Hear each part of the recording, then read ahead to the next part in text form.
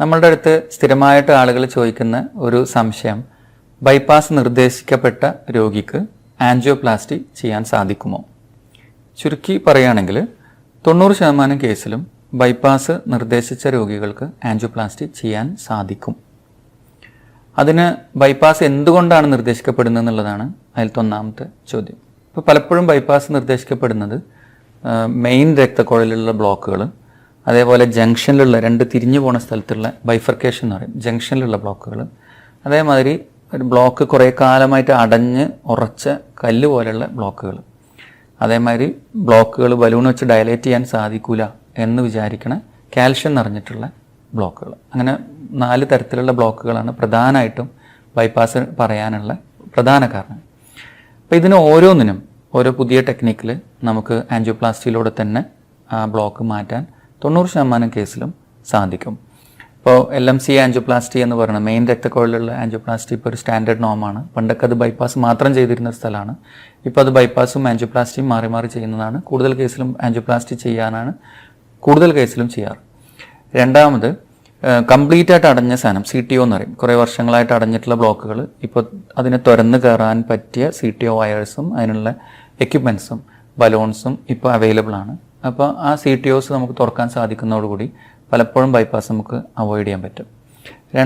മൂന്നാമത്തത് ബൈഫർക്കേഷൻ എന്ന് പറയും. 2 തരത്തിലുള്ള ഒരു സ്ഥലത്തും ജംഗ്ഷനിൽ തിരിഞ്ഞു പോണ ബ്ലോക്കുകൾ. അങ്ങനത്തെ ബ്ലോക്കുകൾ വരുന്ന സമയത്ത് ആ ബൈഫർക്കേഷൻ ചെയ്യാനായിട്ട് ഇപ്പോൾ നമുക്ക് ഒന്നാമത് കുറച്ച് നല്ല ക്വാളിറ്റി സ്റ്റെൻറ്റുകളുണ്ട്.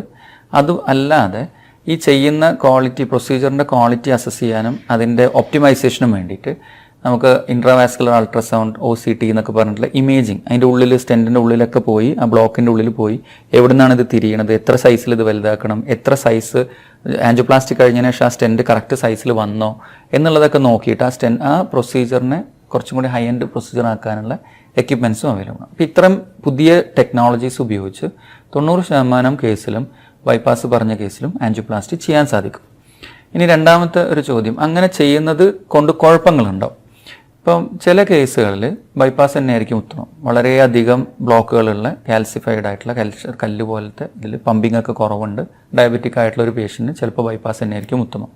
അതല്ലാത്ത കേസുകളിൽ ഇപ്പം ഈ ടെക്നിക്കൽ ബുദ്ധിമുട്ടുകൊണ്ട് മാത്രം ആൻജിയോപ്ലാസ്റ്റി പറഞ്ഞ കേസുകളിൽ, ബൈപ്പാസ് പറഞ്ഞ കേസുകളിൽ ആൻജിയോപ്ലാസ്റ്റി ചെയ്യുന്നതുകൊണ്ട് ഒരു ദോഷമില്ല. മാത്രമല്ല വലിയൊരു സർജറി നമുക്ക് ഒഴിവാക്കാനും സാധിക്കും. പലപ്പോഴും പറയുകയാണെങ്കിൽ ഇപ്പോൾ ഒരു 10 വർഷമോ 15 വർഷമോ കഴിയുകയാണെങ്കിൽ, ഇപ്പോൾ ആൻജിയോപ്ലാസ്റ്റി കഴിഞ്ഞ ഒരു 100 ആളുകളുണ്ട്, ബൈപ്പാസ് കഴിഞ്ഞ ഒരു 100 ആളുകളുണ്ടെങ്കിൽ ഇവരുടെ തമ്മിലുള്ള നമ്മൾ സർവൈവൽ എന്ന് പറയും, അതായത് 10 വർഷം കഴിഞ്ഞ് എത്ര ആളുകൾ ജീവിച്ചിരിക്കുന്നുണ്ട് നോക്കിക്കഴിഞ്ഞാൽ രണ്ടിലും ഏകദേശം തുല്യം നമ്പറാണ് ഉണ്ടാവുക.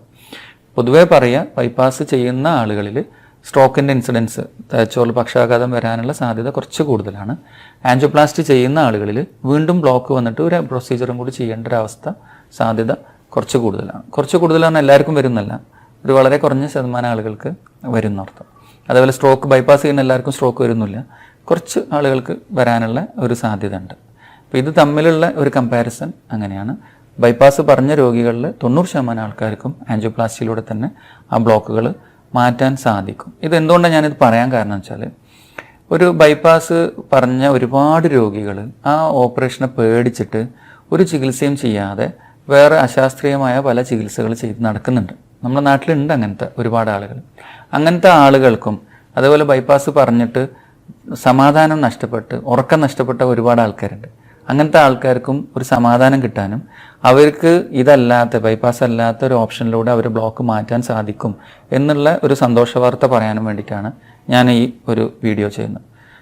ബൈപ്പാസിന് തയ്യാറാണ്, ബൈപ്പാസിന് പറ്റിയൊരു ബ്ലോക്കുള്ള കേസാണെങ്കിൽ ബൈപ്പാസ് ചെയ്യുന്നതിൽ ഒരു തെറ്റുമില്ല. അത് ചെയ്യാൻ തയ്യാറാണെങ്കിൽ ചെയ്തോളൂ, ചെയ്യുക വേണം. പക്ഷെ അത് ചെയ്യാൻ തയ്യാറല്ലാത്ത ഒരാളെ നിർബന്ധിച്ച് അത് ചെയ്യേണ്ട ഒരവസ്ഥ ഇല്ല. അതിന് പലപ്പോഴും ആൻജിയോപ്ലാസ്റ്റിയിലൂടെ തന്നെ നമുക്ക് ബ്ലോക്ക് മാറ്റാൻ സാധിക്കും.